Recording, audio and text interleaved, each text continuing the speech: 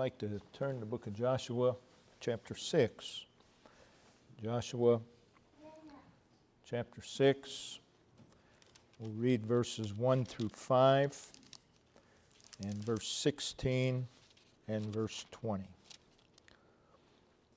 Now Jericho was straitly shut up because of the children of Israel. None went out, none came in. And the Lord said unto Joshua, See, I have given into thine hand Jericho, and the king thereof, and the mighty men of valor. And you shall compass the city, all ye men of war, and go round about the city once. Thus shalt thou do 6 days. And 7 priests shall bear before the ark 7 trumpets of ram's horns. And the 7th day you shall compass the city 7 times, and the priests shall blow with the trumpets. And it shall come to pass that when they make a long blast with the ram's horn, and when you hear the sound of the trumpet, all the people shall shout with a great shout, and the wall of the city shall fall down flat, and the people shall ascend up every man straight before him. Verse 16. And it came to pass at the 7th time, when the priests blew with the trumpets, Joshua said unto the people, Shout, for the Lord hath given you the city. Verse 20. So the people shouted when the priests blew with the trumpets. And it came to pass, when the people heard the sound of the trumpet, and the people shouted with a great shout, that the wall fell down flat, that the people went up into the city, every man straight before him, and they took the city. Again, in the book of Exodus, we see the children of Israel in bondage, in misery of Egypt for 400 years. But God miraculously delivered them, a type of our own salvation, promising them the land of Canaan. And again, Canaan represents the blessings of God.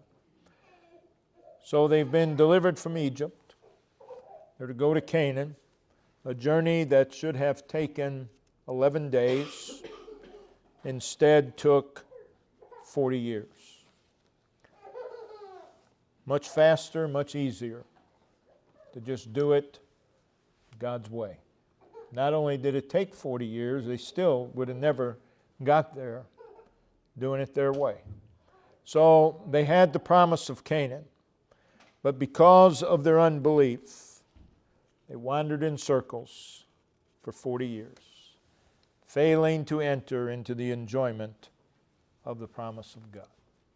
Because they did not believe God enough to listen and to submit to Him.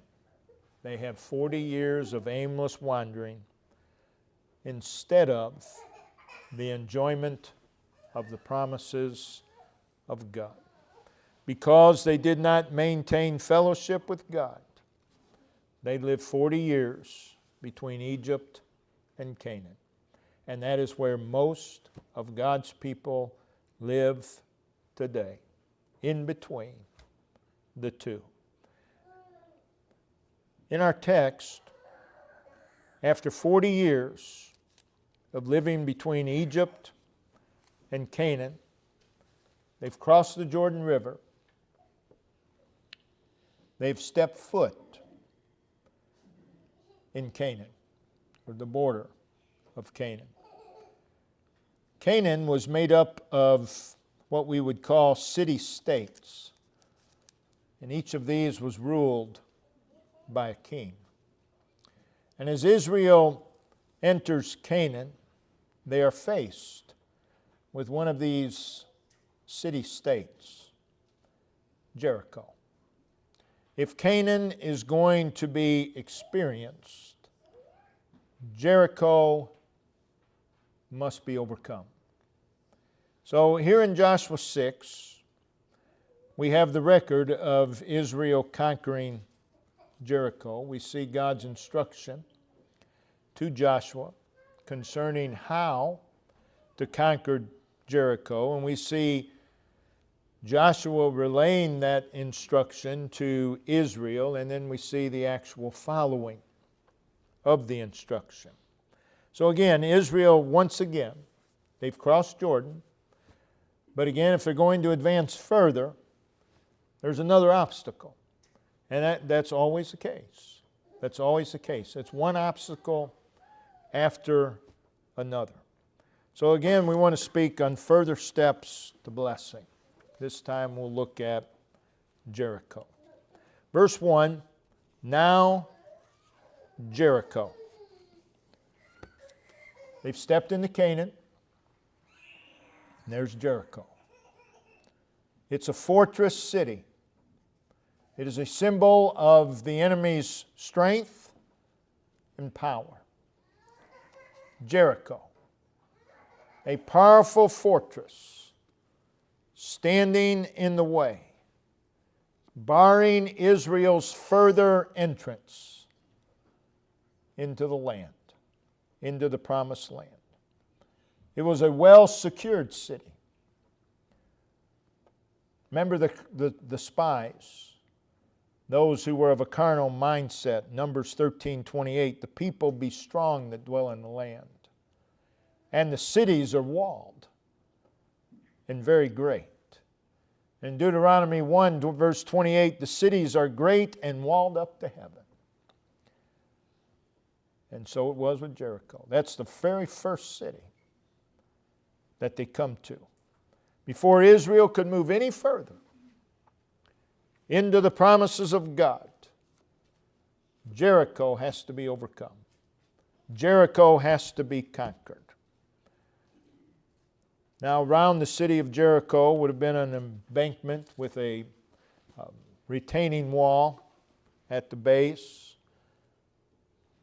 about 12 to 15 feet high.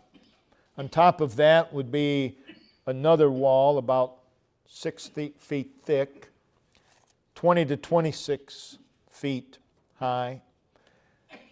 All total, probably about 46 feet above ground, this wall. It was impossible for the Israelites to penetrate those walls. Within those walls were a fierce and warlike people. But they're afraid. They're afraid of the Israelites because they just crossed Jordan. They've just done an impossible thing.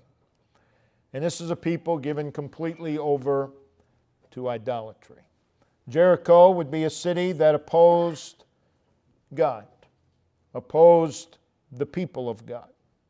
And there it stands, in their way to further spiritual advancement, standing before them as a threat. Again, humanly speaking, there's no way. There's no way for the Israelites to get past Jericho. But God promised Joshua, Joshua chapter 1, verse 3 and 5, every place that the sole of your foot shall tread upon, that have I given unto you. There shall not any man be able to stand before thee all the days of thy life. That includes Jericho. It includes all the cities once they got past Jericho. Deuteronomy 9, verse 1, they were to go in and possess nations greater and mightier than thyself, cities great and fenced up to heaven. So there's Israel with a promise from God. They step into Canaan, and there is Jericho. And the attitude of those within those walls of Jericho is nobody breaks down these walls. We are safe. Israel is to move on and to advance further into the blessings of God. They have the promise of God, but there's Jericho standing in the way. A massive, menacing, intimidating obstacle and barrier in the way. There are the Israelites. They have the promise of God. It appears, humanly speaking, that they have arrived at a dead end. That's how it appeared at the Jordan River as well. Now, nowadays, when God's people can't even bear the thought of the slightest inconvenience, the Jordan River, well, it's obviously God's will for us to stop here. And the same here with Jericho. Well, it's obvious God doesn't want us to go any further. There's no scriptural basis for obstacles telling you not to go further. In fact, just the opposite is true from the Scriptures. God can use that, of course, to stop us, but that's not usually the pattern. God has for them a higher plane of spiritual living. But it appears that they can't get there. It appears they can't get there. Do you believe that God has a higher plane of spirituality for you? Most of us would answer, if not all, yes, we believe that. Now, do you believe that you can't get there? You can get there. God has promised it to us, but you're going to have to get past some obstacles. The biggest obstacle being ourselves. You have to get past these obstacles. So standing before them is an inconceivable challenge. Jericho. Standing before them, barring their spiritual progress, is what seems to be beyond the realm of possibility. Jericho. These walls and fortifications are meant to obstruct and disrupt and interfere with our spiritual advancement. And they come in many forms. Satan and his demonic forces have many such fortifications. The world, with all of its antichrist philosophies and opinions and ways and pursuits, have built and are building massive fortifications, greater than Jericho, to hinder our spiritual advancement. People living in opposition to God have built and are building massive fortifications in resistance to God. Our sinful flesh is in the business of erecting walls between us and a better life, between us and a higher plane of spirituality. So there are the Israelites before the massive, menacing walls of Jericho, and you and I can identify. So let's look at the instructions from God. There's going to be these obstacles. There was the instruction to have faith, which follows what we said in the first message, submission to God. You will not submit to God without faith. So there's instruction concerning faith. So there's Joshua before the city of Jericho, and perhaps the thought entered his mind, I'm a master general. I have fought under Moses when Moses was on top of the hill and Aaron and Hur held up his hands. I was down on the ground in combat. I have experience. We're going to need some battering rams, and we're going to need to find a way to scale those walls. That would have been the military thinking of Joshua.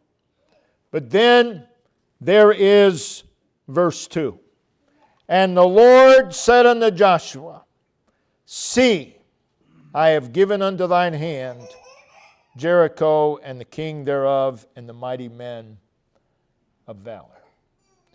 God is reminding Joshua, he told him the same back in Joshua chapter 1, of the promise of victory. But that's not all that he's doing. When he says, see, I have.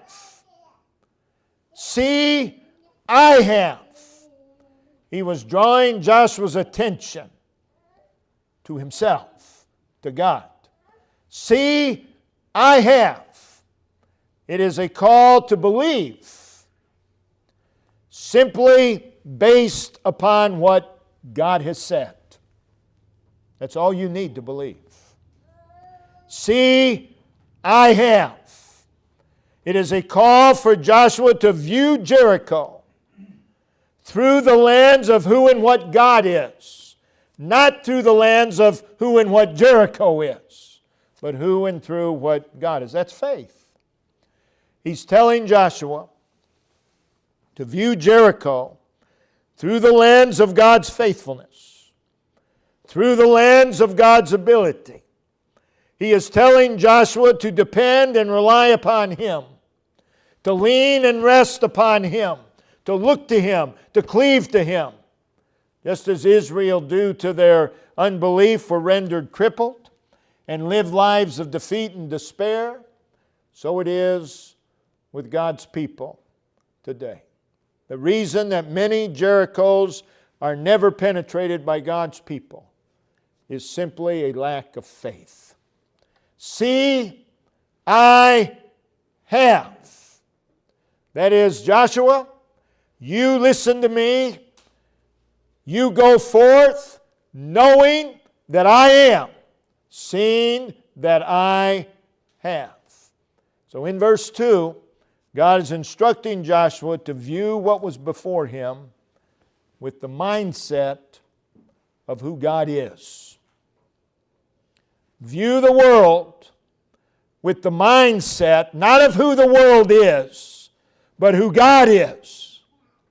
View the obstacles not through the lens of how big the obstacle is, but through the lens of who God is. And that is what God is telling Joshua. So he begins the instruction with, see, I have. That's where the instruction begins. I have. This is foundational to following the instruction of God. And all the other instruction comes back to this. I have. I have. No need to question it. I have. So there's instruction to have faith in God. There was instruction concerning complete involvement. Let's be honest. Our involvement in God's service depends upon our faith. Depends on the degree of our faith. Notice verse 3. And ye shall compass, surround the city, all ye men of war. Now, not everyone was a man of war, but all the men of war were to compass the city. This would require great courage, and this would result from, see, I have. I have. Notice in verse 3, and ye shall compass the city, all ye men of war. And in verse 5, all the people. And also in verse 5, and every man. Complete involvement here. For you and I, the lesson is there must not be anything held back. We got to be all in. All in. Is there anybody all in? Probably not. All in. Completely committed to God. And again, this has its foundation in see, I have. Our faith in I have determines how the degree of our involvement in the service of God. When it comes to the service of God, when it comes to following God, how much of me is in that? Am I all in? They were to be all in. Thirdly, there was instruction concerning continuance. This is very difficult. The United States, as a people, do not have a lot of endurance. Society has trained us that way. We cannot be inconvenienced. Notice verse 3 again. Go round about the city once. Oh, I can do that. That sounds pretty good. Thus shalt thou do 6 days. One time. For 6 days. Yeah. Now you're asking for 6 days of my life? There are some of God's people who haven't given 6 days in all their years. Notice verse 11 through 13. So the ark of the Lord compassed the city, going about it once, and they came into the camp and lodged in the camp. And Joshua rose early in the morning, and the priests took up the ark of the Lord, and 7 priests bearing 7 trumpets of ram's horns before the ark of the Lord went on continually, and blew with the trumpets. And the armed men went before them, but the reward came after the ark of the Lord, the priests going on and blowing the trumpets. And then we see in verse 14, and the second day they compassed the city once. Continuance. And then we see in verse 15, and it came to pass on the 7th day that they rose early about the dawning of the day and compassed the city after that same manner 7 times. Only on that day they compassed the city 7 times. There was sustained obedience. Sustained obedience. They marched around the city the first day. Nothing happened. Nothing happened. You mean to tell me we're going to have to do this again tomorrow? Nothing happened. They did it again the next day. Nothing happened. The third day, nothing happened. God's people today would not last after day 1. You mean I'm supposed to put forth effort and I don't see any results? I'm sorry, I'm not doing that. We have to have results. We have to know this is working. Sustained obedience always works. Always. You may not see it, but it always works. So what we have here is part of God's instruction is you obey and you continue to obey, regardless of whether or not you see a single result. You do it God's way. Many today, of course, when they're faced with Jericho, they're willing, I'll try doing it God's way for half hour, maybe an hour, a whole day, maybe. But if there are not immediate results and evidence, they cease. And then they have the audacity to say, well, I tried that and it didn't work. They had brief obedience, not sustained obedience. Big difference.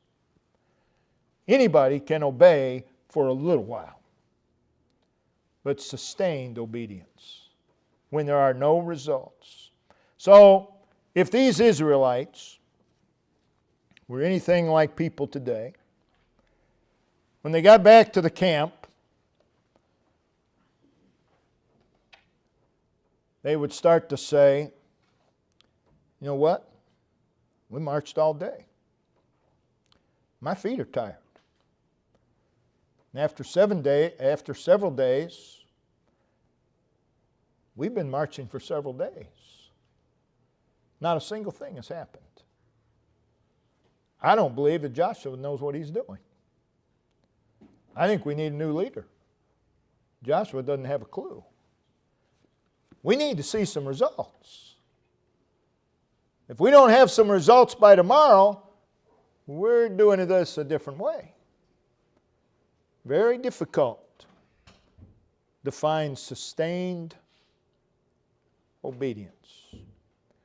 But these Israelites, they got up for 7 days. And each day there was Jericho. And the walls were as tall as they were the day before. The walls were as thick as they were the day before.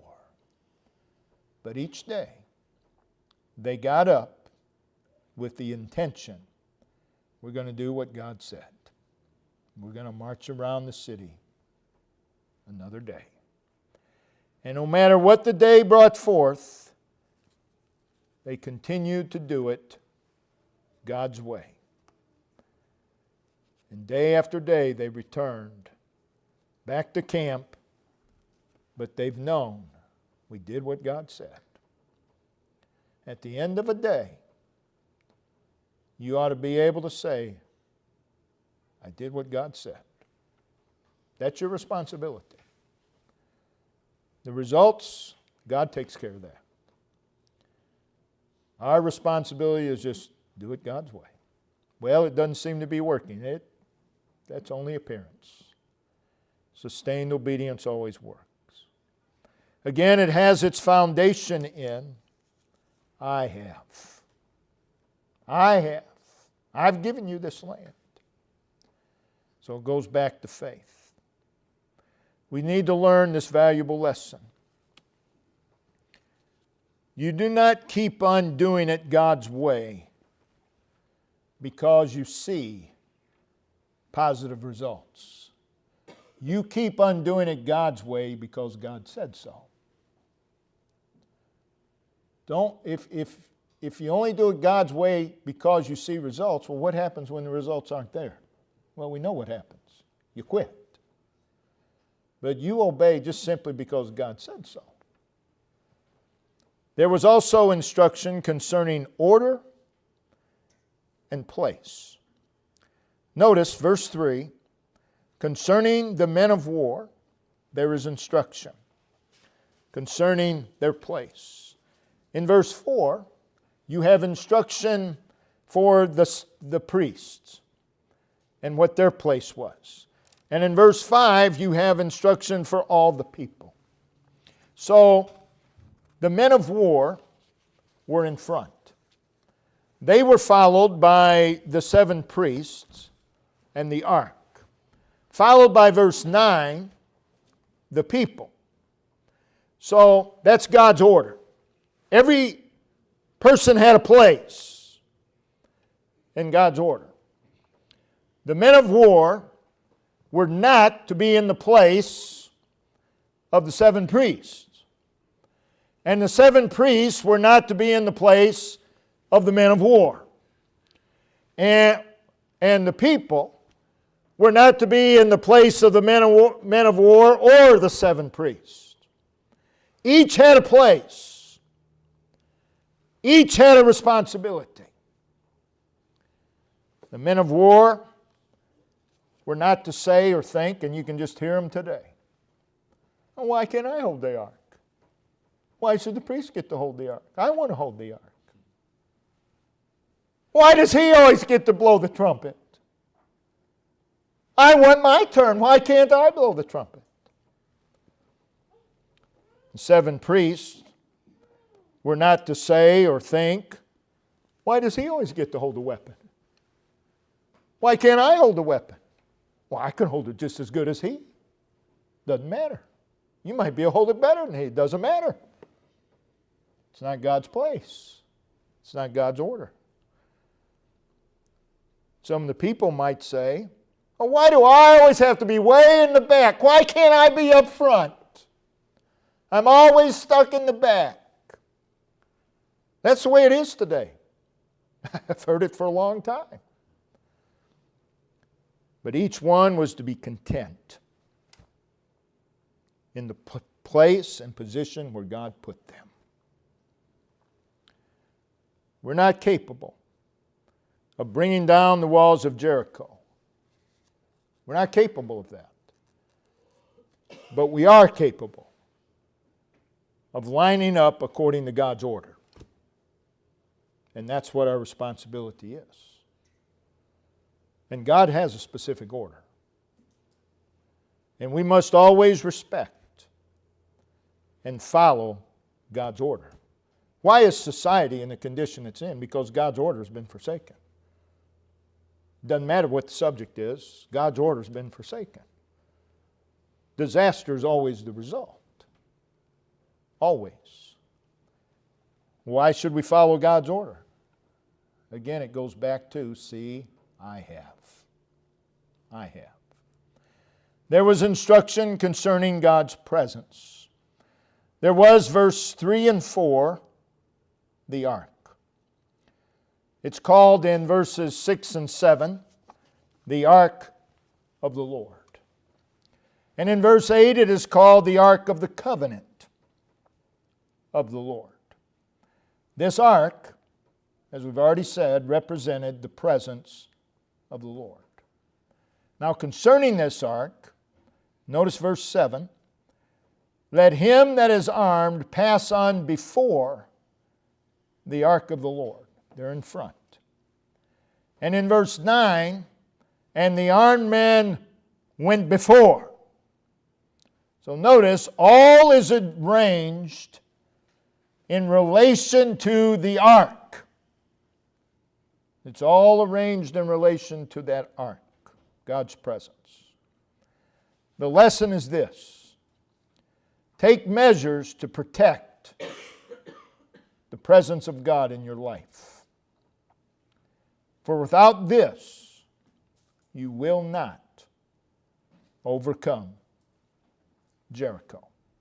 Again, this all goes back to, see, I have.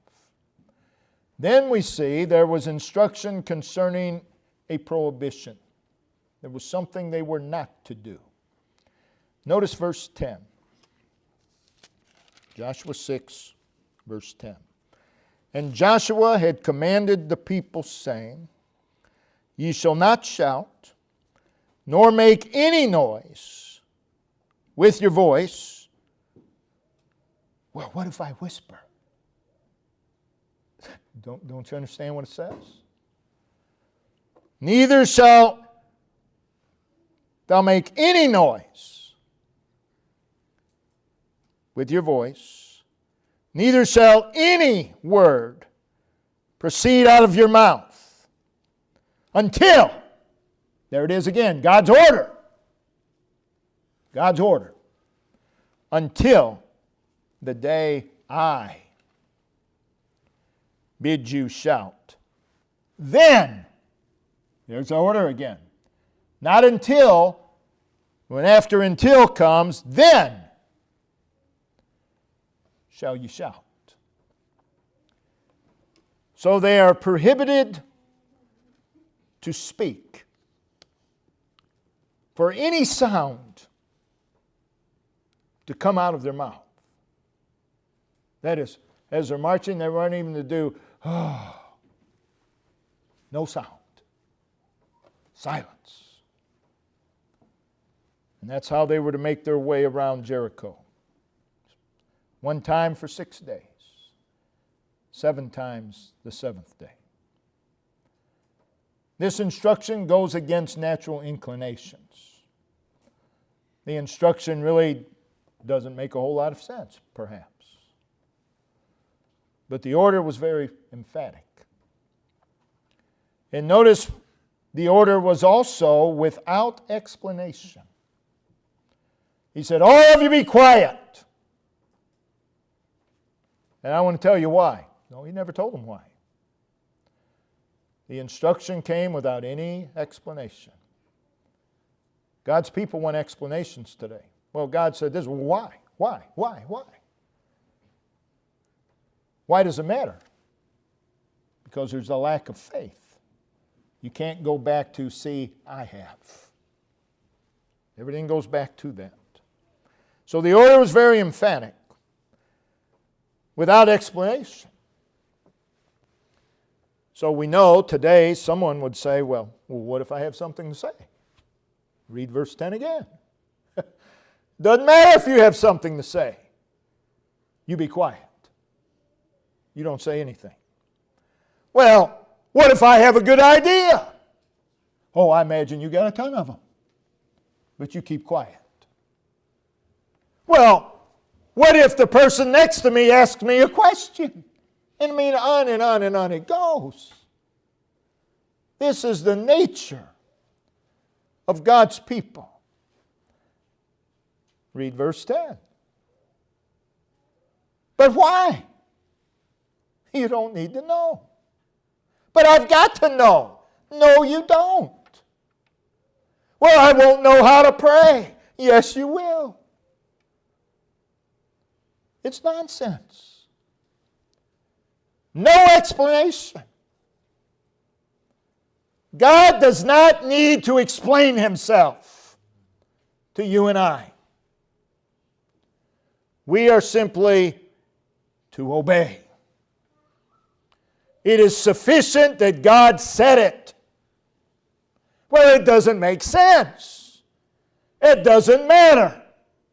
Well, it's never been done this way before. It doesn't matter. This is what God has said. No explanation. Again, it goes back to, see, I have. There was also instruction concerning the timing of God. Again, verse 10, we have the prohibition, followed by until the day that I bid you shout. Then, well, what if I've got something to say before that? You keep it to yourself. Until then shall you shout. God was saying, you don't shout, you don't say a word, no noise comes from your mouth until I tell you to. That's what God's telling them. They were to keep on doing the same thing for 6 days. And on the 7th day, they were to do what they had been doing for 6 days. And I remind you, without any visible results. 7 times until. And then God gave further instruction, and then. And then. Again, it has its foundation in, see, I have. It takes faith to keep following God when there are no visible results. It takes faith to keep following God when it makes no human sense whatsoever. It takes faith to wait God's time. You know, your until might be 2-3 years down the road. Doesn't matter. Your then doesn't come until your till comes. They were to shout, notice, before a single brick fell. They were to shout the victory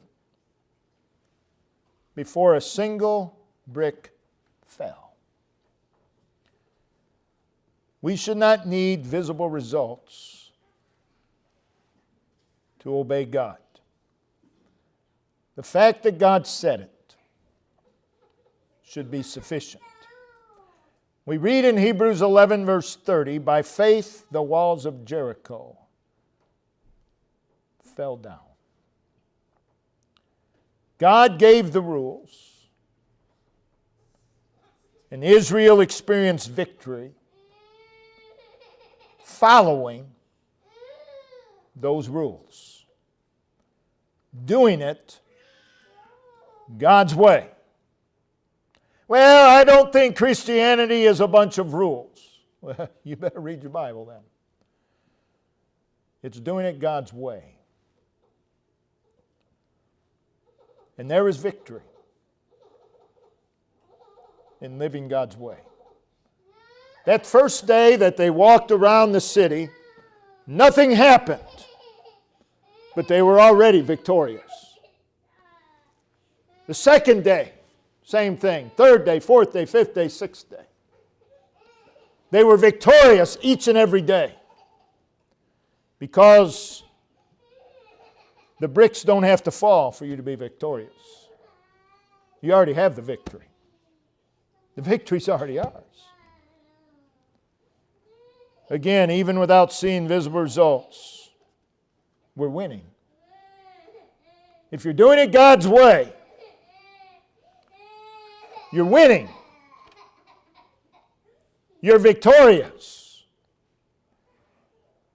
There's an important order given in James 4:7. Submit yourselves to God. Resist the devil, and he, the devil, will flee from you. There's an order there.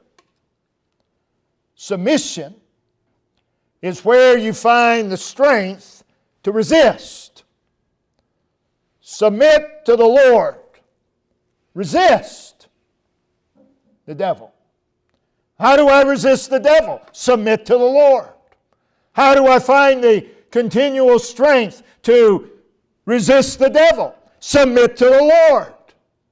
And then the result is, he will flee from you. The result is victory. So when we do what God tells us to do, that's victory. You don't have to have visible results. That's the victory. Oh, that we would live the victory. In our text, they were to shout. Not because everything looked right. Walls were still there. Not because everything felt right. But because God said. The victory was theirs. It doesn't have to look right. Oh, things are looking mighty bleak today.